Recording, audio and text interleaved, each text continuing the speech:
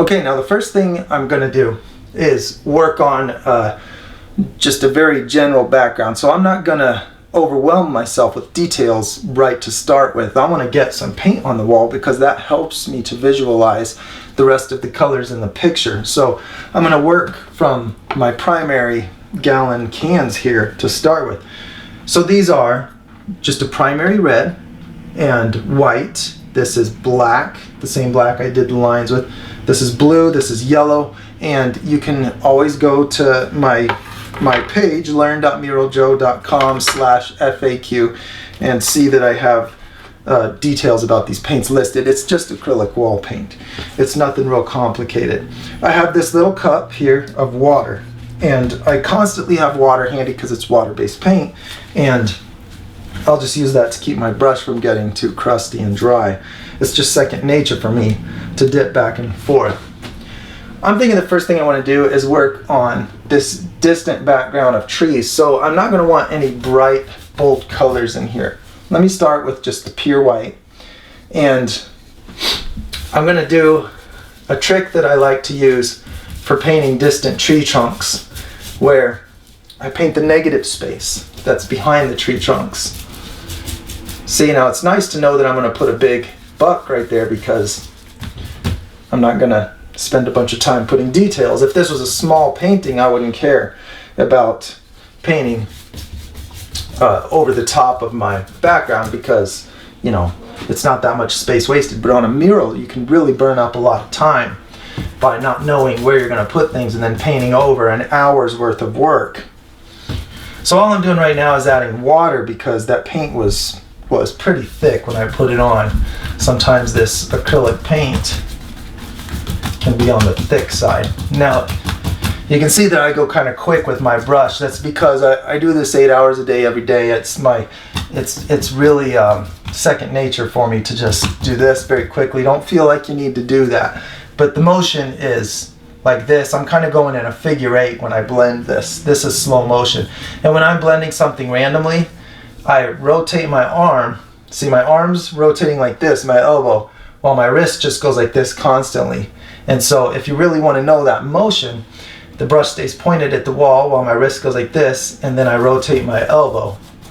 And see, then I get the random mixing patterns. I use this a lot when I'm doing like faux finishes and stuff. Even when I'm ragging, I'll do the same kind of motions. So distant aspen trunks. Aspens are kind of a white color. These are distant. Some of them are going to be in the shadow.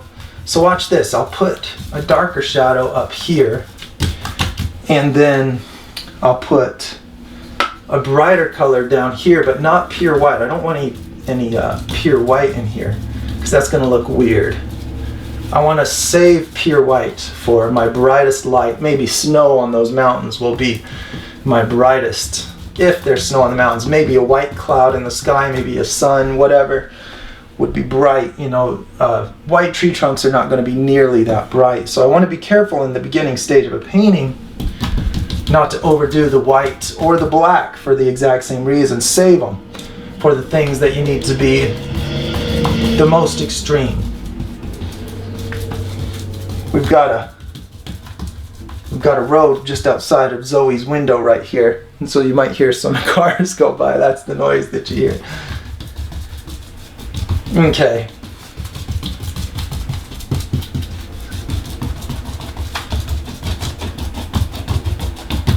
All right, now I'm going to go ahead and add a little more black. So what this is I'm going to have more shadows where these branches are up under the leaves. I've actually never done this technique before. I just feel pretty confident that it's going to do the trick. Okay, now let's make a green. I already know that if I add yellow to black, it's going to make green, but it's going to make a very brownish green. So, like an olive green, a real dirty kind of a green. So you see, if I just add black, I'll show you. I get a green that looks like this. But if I want to get something a little more like trees, I just need to add some blue to that. So all together, this is blue and yellow and black and white. Let's darken it a little bit. We've got a lot of color in there. Let's darken it with, I could just add black. Let's add a little blue and a little black.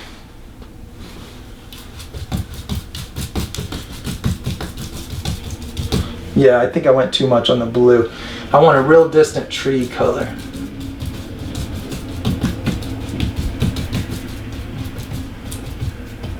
Let's go a little more black.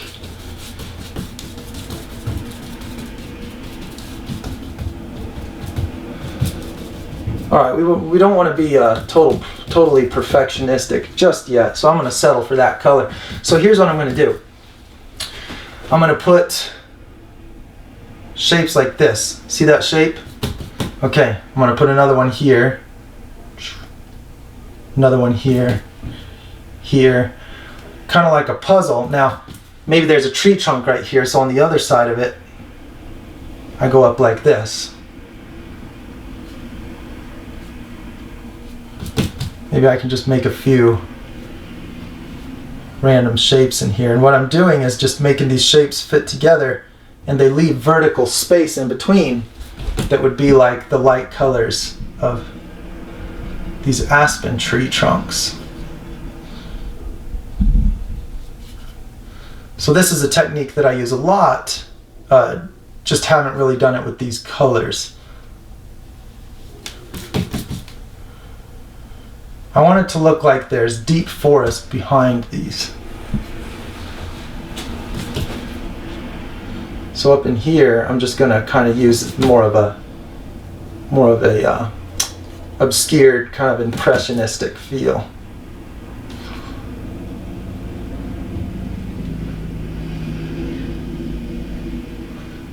Here, let's make that a skinny tree trunk.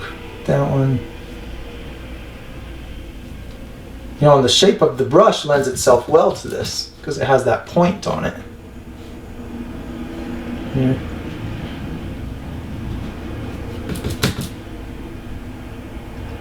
I start by putting them anywhere, but then as it progresses, I start to see things come out, and I go with it.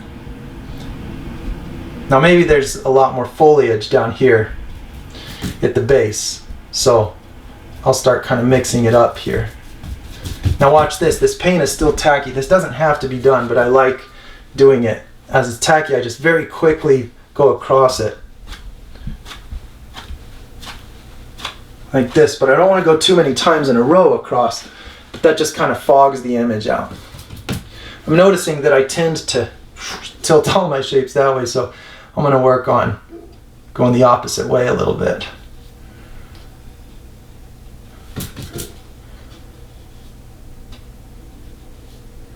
Just trying to make this seem less tilted to the left.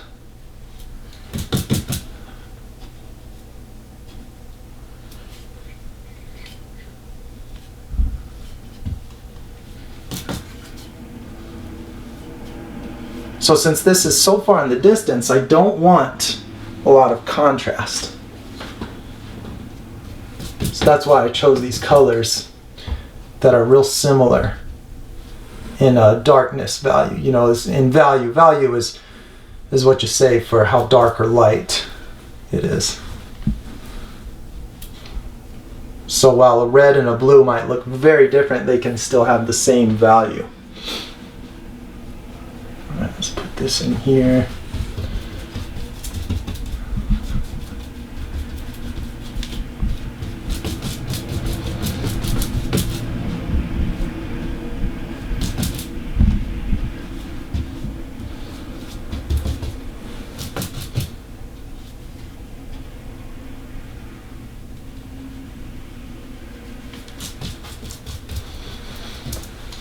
Alright, now I'm going to get a little bit of black and mix it with this green up here because, you know, this is at the underside of the canopy, so just like I have the dark part of the tree trunks up in this area, I want the dark part of the leaves in this area too. It's where the canopy kind of overhangs and leaves a bit of a shadow. So I'm not trying to paint leaves, I'm just trying to get rid of any obvious brush patterns. If I have brush patterns that I can see that look like something other than what I'm looking for, that I just go over that You know, rather than trying hard to paint something that looks like leaves, I'm just getting rid of what I don't want to see.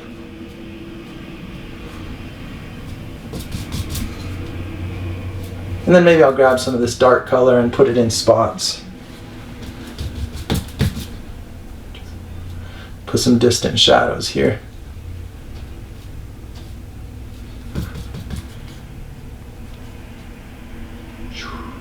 Now, all of this is probably going to get adjusted with the smaller brush. I'm really just giving myself enough to have a real good idea of what I want to see in there.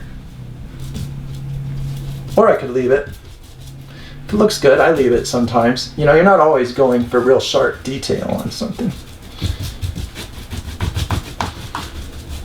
All right, and then let's put a little bit of black here too.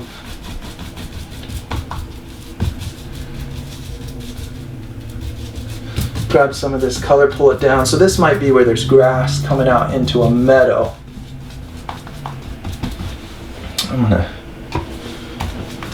get rid of my gray there behind the prints. Okay, now I'm gonna make a meadow here. Just the idea of a meadow, just by adding yellow and white. Notice that I didn't bring it all the way to the base, or yeah, all the way touching that. So let me get plenty of white. This can be a really light color. If there's direct sunlight coming down and striking this, it might have a real light color. So I'll just stick with these. I'm working real hard to keep this horizontal. I don't want this to tilt in any direction. It's so far away that any amount of tilt is going to give me a false perspective, meaning that it's going to create perspective that I don't want to see. So I just want this to look like a level field going back. It might seem like, oh wow, it just magically comes together for Joe. Well, but I'm telling you, this is important. Keeping this very horizontal. Right here. The paint is still kind of tacky too, that helps me. So I'm using very tiny shapes as I get to this distance here. Really squishing them together. So see how suddenly and extremely I change it? Just from, you know, these few inches of change. It's a pretty dramatic change in perspective. You know, it pretty quickly changes as it gets closer to you.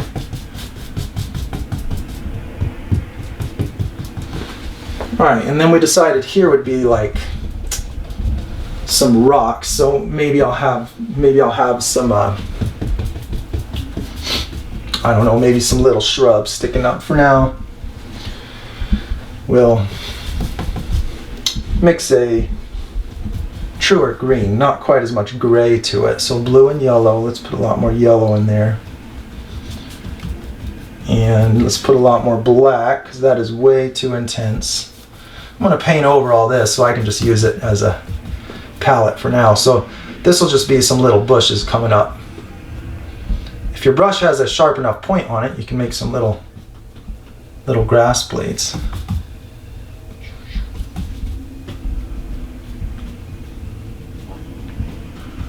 Right here.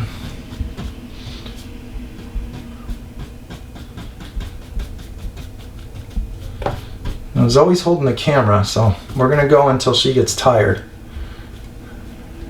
Watch, she'll go all night, she won't get tired. It's her room, so she might feel energized. Okay, let's put a little bit of the dark shadow toward the middle of these. It always looks nice if you put a little bit more shadow toward the middle of some kind of a cluster like that.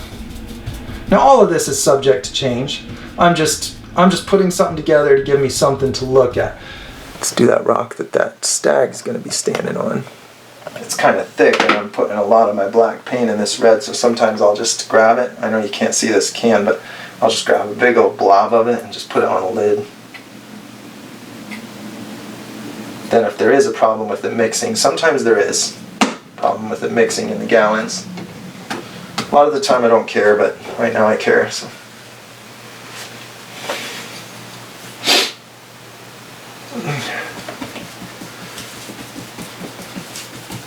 Then I'll just use that big blob there for a little bit. Let's add a little bit of yellow.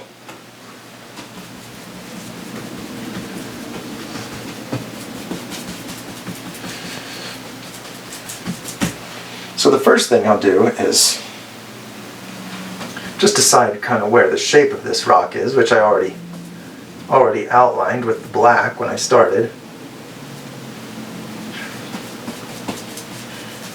Oh yeah, and I think it was Hank Jambacker that said, why use pure black? Why not use a more neutral tone? Very good question. I did it just so that it would look more dramatic on camera. Honest truth. I just knew it would show up real well doing the black on white. It was for the sake of video.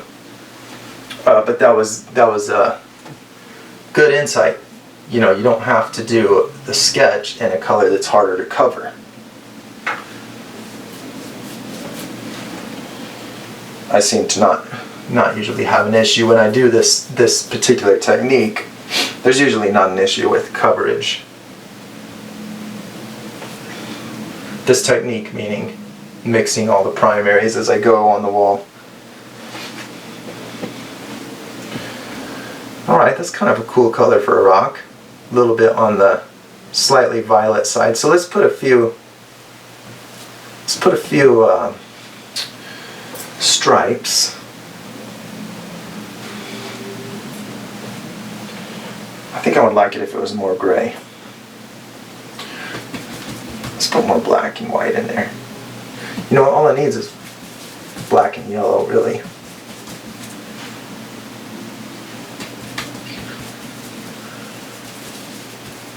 Okay, there we go.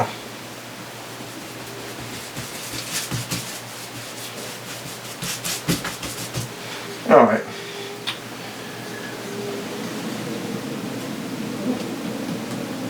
Now let's put a few skinny lines so that, just like the other rock, it looks like little edges in perspective.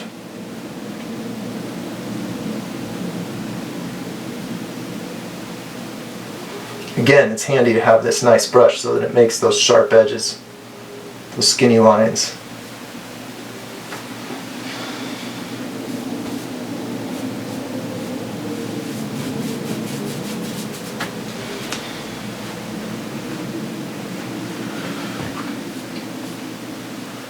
I haven't decided yet which way I want the sunlight to be going. You know, I'm basing all of this lighting thus far on just the big blue sky lighting, everything from above. I haven't gotten into any kind of direct sun lighting yet.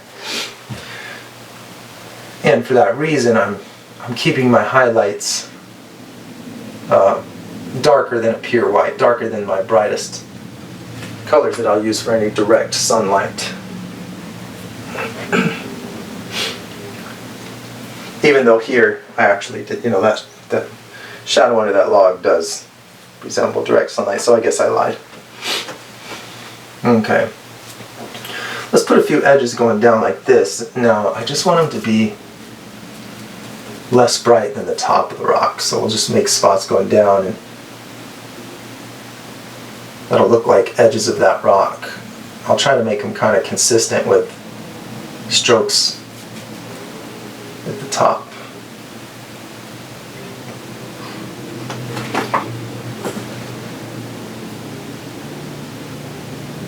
Yeah, there we go. Let's put some black. Now again, I don't like to put the black all the way to the edge.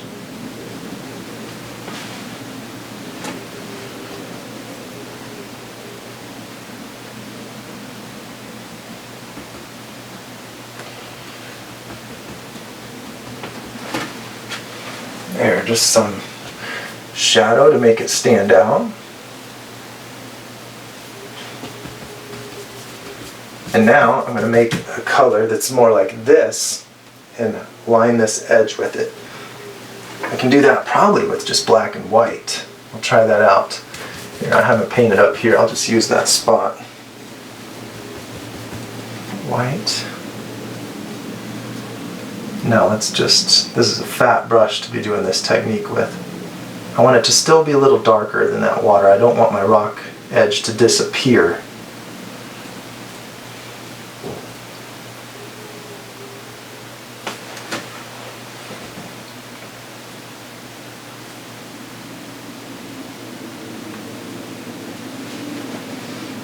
The rock already kind of has that violet tone to it, so this really isn't showing up much.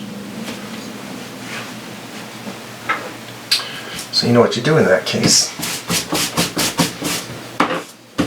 Take some of the red out here. Let's do more of a pure black and white mix. Black, white,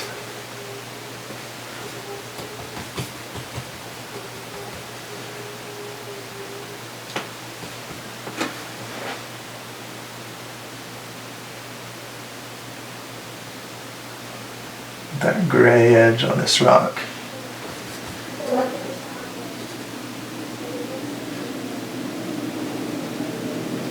Yeah, I really would want to do this with a smaller brush, but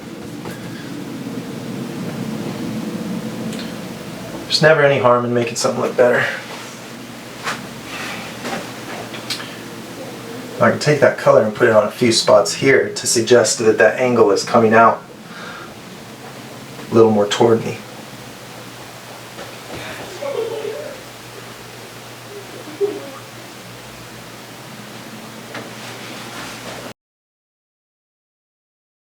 So now I'm going to start working on these trees way up here in the distance. Now this is my home, so there's going to be some background noise of people talking and commotion in the other room, so just ignore that. So I cleaned out my brush. I want to use some bright yellows in here because I want it to look like aspens in the fall. So spin it out like this to dry. Get the excess water out of the bristles. Okay, so higher altitude trees are going to be yellower. So I'll paint over my birds here for the moment. So I'm going to work from my brighter yellows to the left so that I can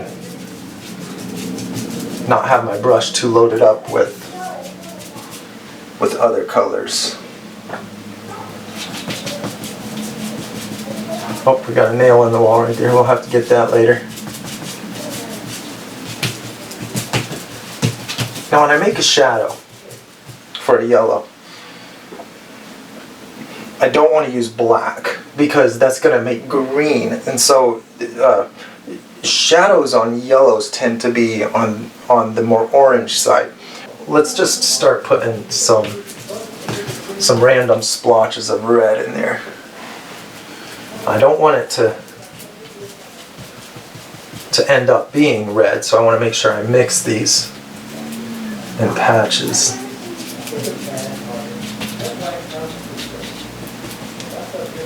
Okay, there we go. Some down in here.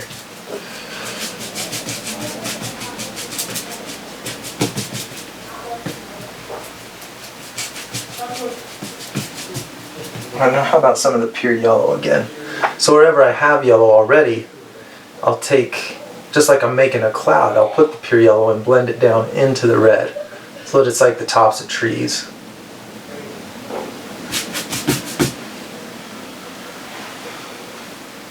Maybe I can add a touch of white. Let's see what that looks like.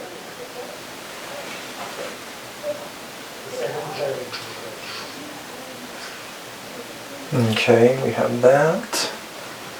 Put some here, some here. Let's blend this down. Looks like a tree right here. So these are getting more distant and higher in altitude. So I want to make sure I start making some small shapes going up this mountain.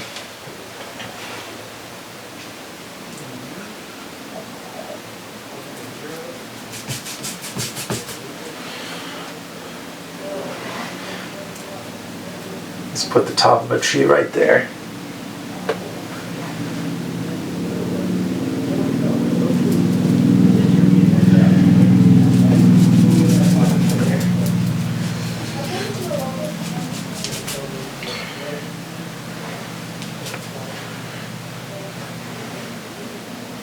I have a lot of red in that spot. I didn't want to have that much in one spot. So probably just have to let that dry for a little bit. There we go.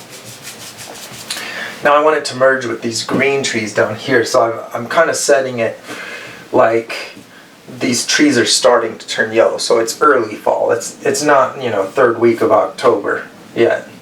Let's see.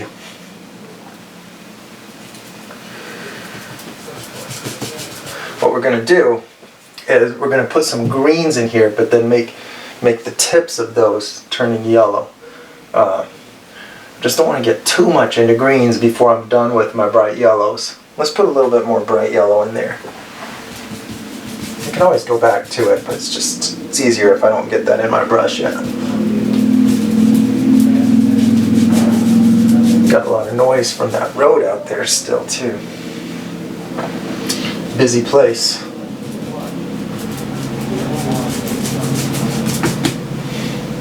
Okay.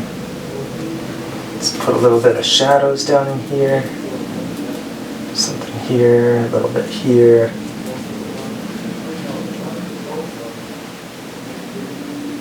See, I can take the red and I can blend it up, or I can take the yellow and blend it down. Either way, makes a similar shape of these shadows.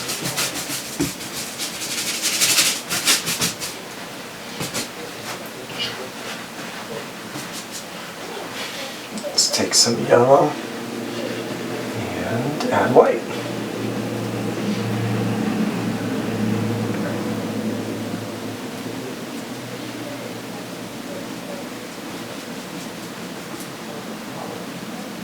I'll probably want to do other layers of this. You know, yellow is the hardest color to actually get to cover. So down here, around this big stag's head, I'm going to have more shadow color. So I'm going to use magenta now. So it's not as pure of a red. It's a violet red, and so this is going to make a little bit more of a shadow than the pure red does in that yellow. A little bit more.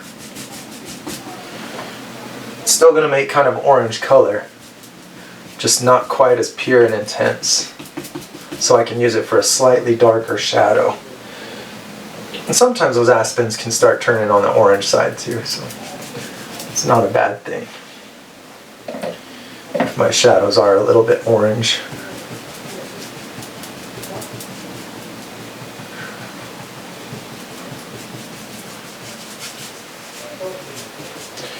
These are the primaries that are used to make red in a CMYK pattern. The magenta and the yellow. Magenta is layered over the top of yellow to make red in printing.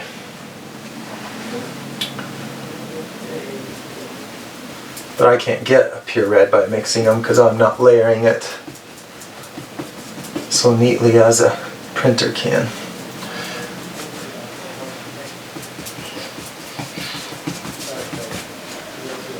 Okay, so now I have a little more of a shadow in there. So now I want to start blending this into green. So I'm going to add a little bit of the blue to the yellow in here.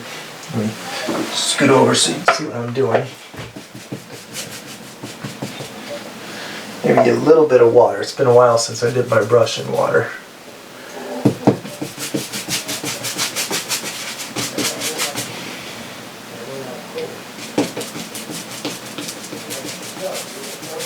Now that there's red in the mix, I probably don't need to use the black.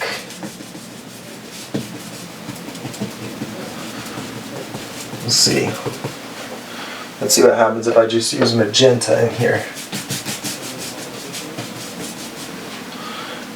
Blue and magenta. That's going to make purple, and purple is very opposite to yellow. Very opposite to green and yellow. So hopefully that'll be enough to make the shadow here, and I won't have to work with too many colors. We'll see.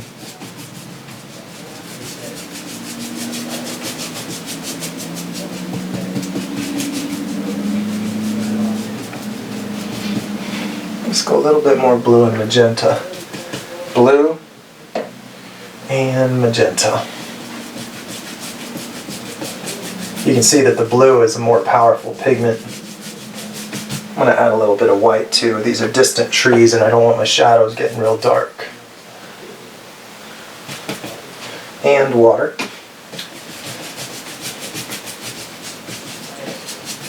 Yeah, I'm a little brighter on the green, but it still looks good. So settle for that.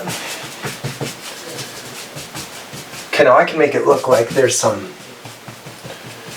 tall trees in here that are starting to turn. Now let's define a few shapes. Let's put, maybe this is a green tree. Hasn't turned yet. Right in here, maybe there's a couple of them.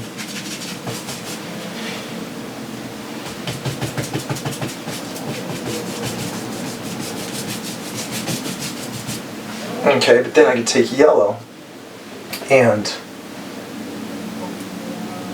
start making some clumps of tree. So when these trees turn color, you know, it's always from the outside in. I don't know if I should say always. I get in trouble by saying always, you know, but I frequently see them turning color from the outside in.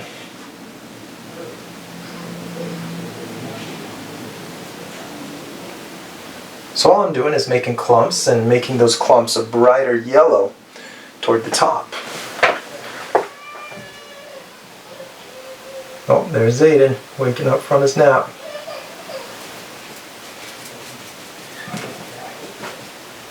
See, we can just make these.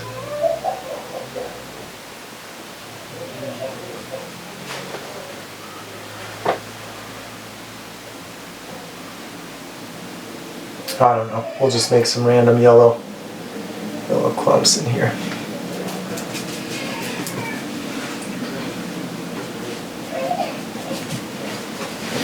You know, maybe on second thought I'll see if I can get away with not cleaning the brush. It's going to make this a little bit green. So what I'm going to do is add a little bit of red. So you can see that I've got kind of a dirty yellow here. But that might be okay in the middle of all of these pines here. So what I'm going to do is just use a dabbing motion and just lay out some patches. That might be my aspens here. I'm going to make them kind of go with. I think I'm going to add some white too. So there'll be another layer on this. So if my white gets too mixed with this green, I just realized that I don't really want to be doing a lot of brush washing right at the beginning of this when I'm just getting a first layer down. So I'm just going to keep mixing right here where I already put my yellow. And whenever my brush gets too loaded up with kind of green color, I'm just going to remix. Alright, now these shapes, you see how I'm stretching them along the shape. I said this was a ridge, so look how I have them arcing right here. Let's get some yellow. Just a little patch of aspens in the middle of these pines. This is how it looks. You know, I get to look at this every day this time of year up on the San Francisco peaks that tower above our town. Alright, so let's make some bigger areas as we get down lower on this mountain. Let's put the yellow in there.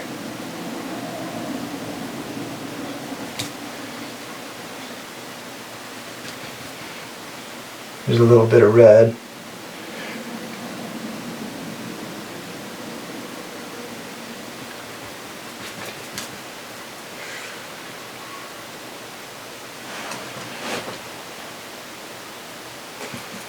These aspens, they grow in groves. It's actually, they say, one organism because the root system is all connected, you know, so you have these you have these big old patches of them.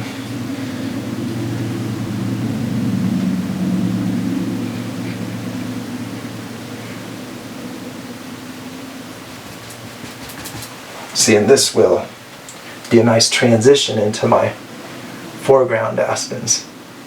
They don't grow quite as high, not quite as high altitude as the pines, so that's why I'm keeping them down here, not doing them way up at the top of the mountain.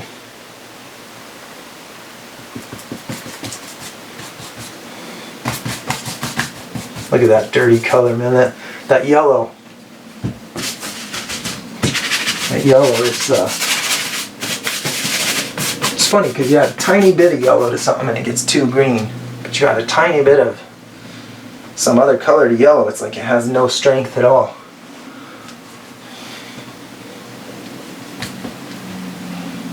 Put a little bit of red in here. It was such a little bit that it was nothing at all. Okay, let's do that. Okay, once again, I'm trying to kind of go with the shape of my mountain here.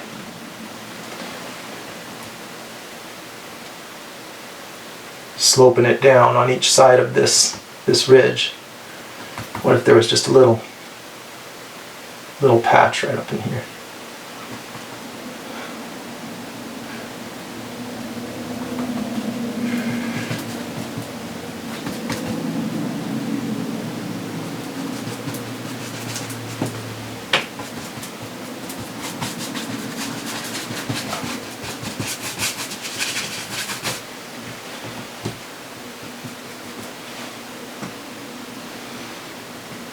Alright, so now I'm just using yellow and white, and I'm just going to put bright spots in here. I want to start to make the illusion of, or just the look rather, of treetops as it's getting closer and closer. So I'll just fade these bright spots downward into this more shadowed color. Here it's too small, my brush is too big to be doing it on that scale.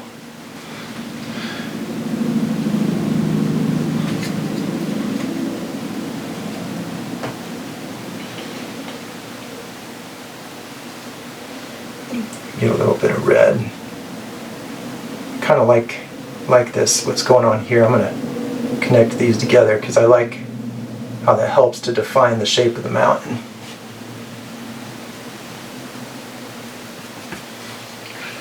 Right now, white and yellow. Just grab some of this and just put little, for now, just little dots in there.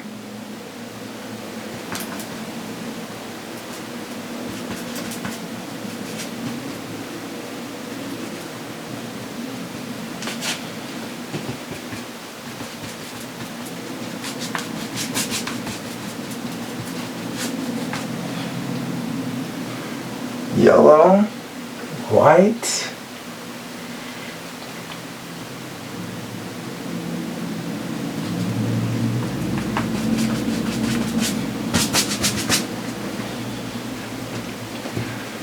okay, and then when it gets this close, you might have big trees starting to, maybe it's coming uphill again. So now I'm trying to really work the tops of trees in.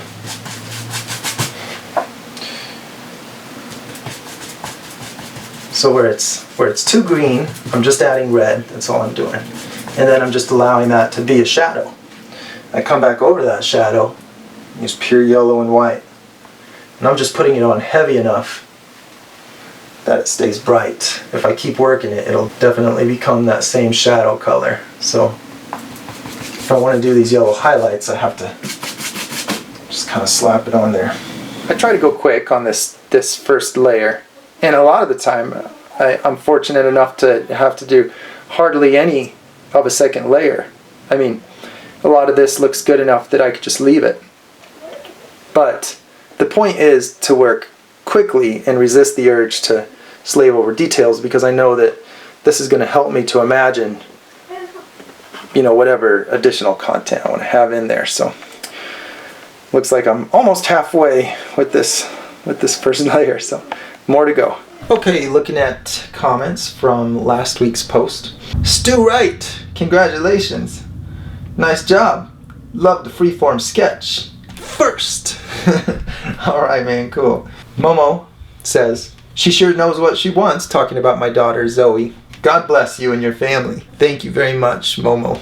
My daughter Zoe, she has always been an exceptional communicator. I mean, she was speaking in full sentences before she turned 2 years old. I mean, she is a bright girl, so she just, she just is very good at communicating exactly what's on her mind. I always want to brag about my kids, just like any dad, I guess. But she's very good-hearted, very patient, helps a lot with the younger ones, and she is not in the least a demanding daughter. Christopher Kwiatkowski says, love part 1, cannot wait for part 2, please. Thank you, Christopher. It's very nice of you to say. Simon Middleton says, hi Joe, good luck with your new home. Love watching your videos and cannot wait for part 2. It amazes me how you paint from memory. I love painting, but I always have to paint from a reference pic. Would love it if you did a portrait from a photo. I'll definitely keep that in mind. I have tried doing portraits in the past, and I think that I have one portrait that was probably the most recent one that I did that I'm very happy with how it came out. It is challenging, no doubt about it.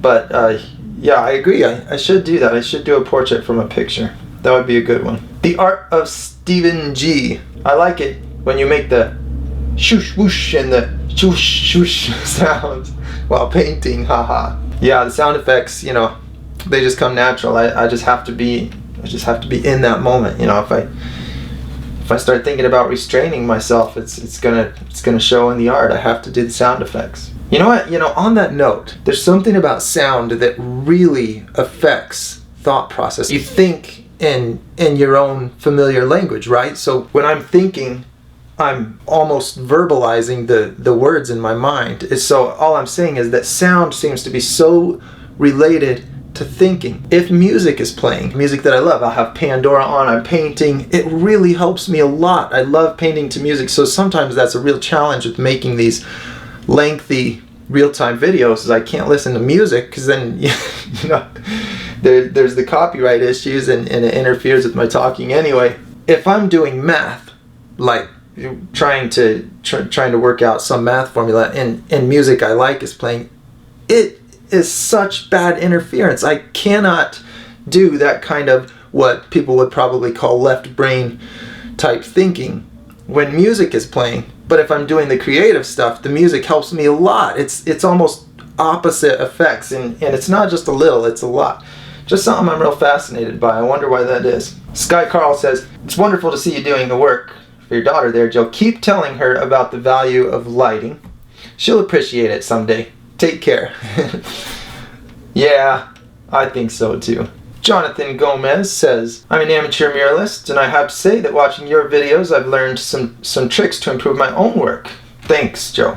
Well, thank you, Jonathan, for sharing that. That's very encouraging to me. Just to hear that some little piece of information that I've researched can help somebody always gives me a thrill. Henk Jambacker says, hi from the Netherlands to Zoe, and I'm going to correct this, Zayden with a Z, and Joseph. And you too, Joe. Well, thank you very much for that shout out from the Netherlands. All this time, I don't know why I thought you were from Germany. I just had that in my mind. Isn't that funny? I don't know why I thought that. Good question about the black. The reason I used black to do the sketch, it was just so that it would come out good on the video. A color like gray definitely would be easier to cover, so that's good insight on your part, but I just did it so that it would be more dramatic on video. Aria 10 is repeating what Zayden said on camera. I said, say hi YouTube, and he just hips.